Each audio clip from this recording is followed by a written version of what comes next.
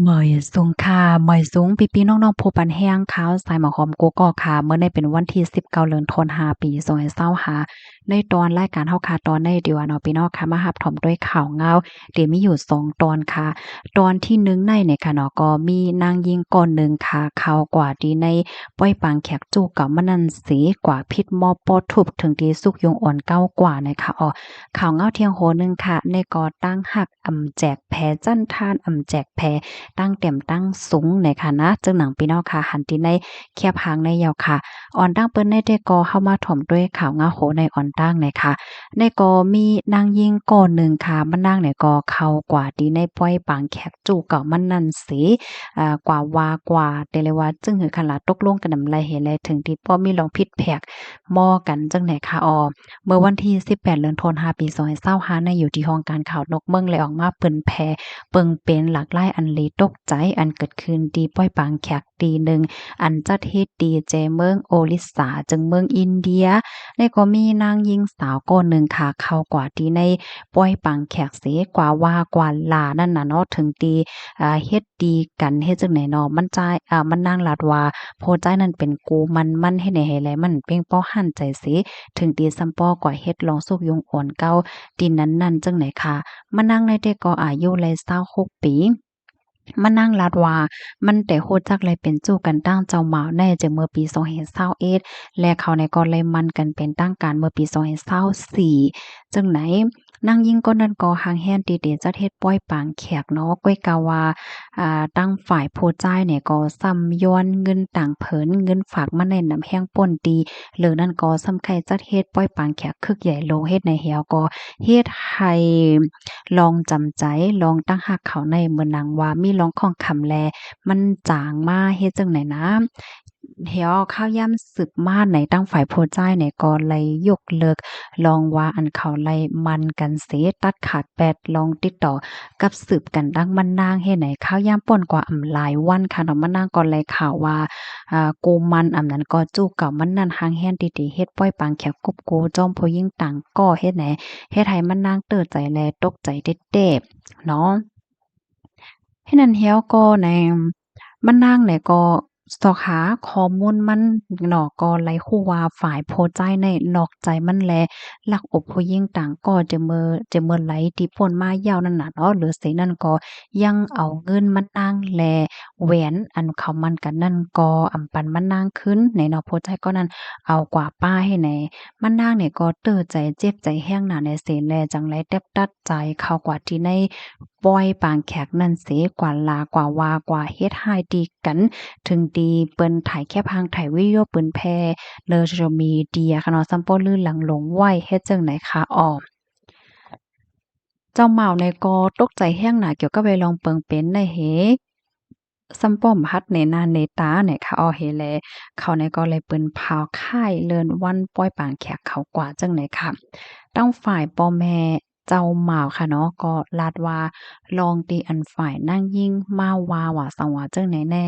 มันใจลองเต้มันในเนาะตีเต้มันในลูกจ้ายเขาเนี่ยก็ซัมป้อเลยแผตั้งกันดังมันนางเหย้าผู้จ่ายดีกว่าเอาผู้หญิงก็เลยเถียงก็มันเป็นส่วนของเขากำนั้นเลยลองอันมันนางมายามาเก้าจังไหนแน่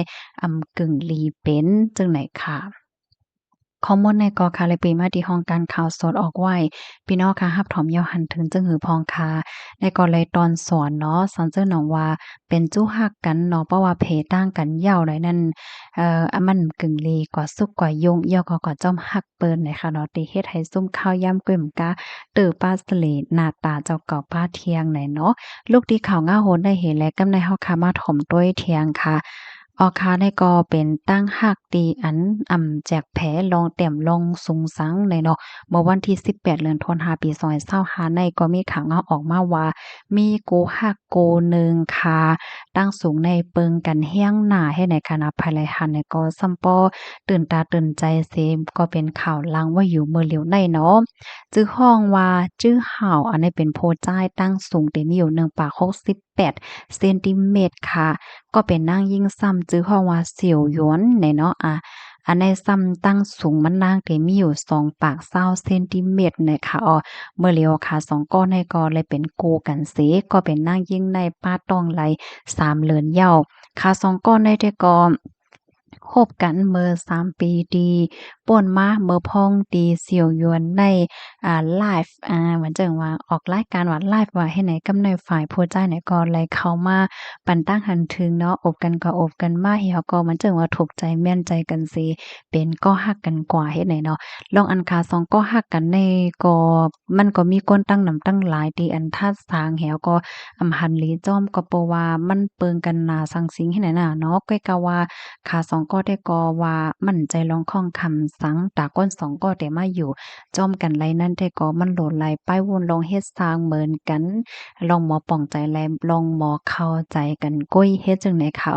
ขาสองก็ได้นะก็ลงลายมือเป็นโผเมกันเป็นตั้งการเมื่อเลือนทนที่โคกตีป่นมาดนั่นจังไหนค่ะค่ะเฮียก็ผู้ใหญ่ก้นหลงในนาหอต่อเฮิรนในก็อำหันลีจ้อมนั่นน่ะเนาะตั้งฝ่ายผู้จ่ายค่ะก็เนาะว่าเฮียงไรก็เอาเมสูงบ่ตันได้ตั้งสูงคือก็กึ่งงามกันว่าซังว่าจังได๋เฮ็ดให้เนาะก้อยก็ว่าขาสองก็ได้ก็แลใส่ใจสังในค่ะขาวนว่ามันอยู่ที่ขาก้อยเพราะว่าขาอยู่จ้อมกันมีตั้งซื้อก็ขาก็ได้อยู่จ้อมกันกว่าจังไหนลุ่มล่ากันกว่ากว่าให้แน่เนาะ เฮดไรมื้อเหลียวมานั่งเนี่ยก็ป้าต้องเหย้าจึงไหนเนี่ยค่ะตั้งฝ่ายผู้ใจายก็ว่าได้ลุ่มล่ามมานั่งหลีดีสุดว่าไหนค่ะค่ะอันเป็นอันนั่งยิ่งในค่ะนะมานั่งเนี่ยก็อยู่ที่วานจังไหนค่ะเนาะปู่ย่าตายายเขาเนี่ยก็เลี้ยงดูลุ่มล่ามมานั่งมาจังไหนเนี่ยน้อยเตแล้วจังเบิ่ก็เรียกก็อยู่จ้อมปอเฒ่าแม่เฒ่าจังไหนนั่นน่ะนะข้อมูลในก็ค่ะเลยปีมาที่ห้องการข่าวสดออกไว้ค่ะ พี่น้องค่ะถ่อมข่าวขอแนวหันถึงจึงหืออันใดได้ก็แค่ย้อนมาเปิ้งแหน่ว่าลองตั้งหักอันว่าในมันลำลองในอยู่ดีลองหมอปองใจกันย่อก็ลองหมอเป้งเป้าหันใจแลลองหมอด้วยถึงกันเลยค่ะเนาะค่ะยินจำกูก็ที่แฮบถ่อมปันแห้งค่ะย้อนให้อยู่ลีกินหวานในประเภทกันค่ะเนาะมอยสูงค่ะ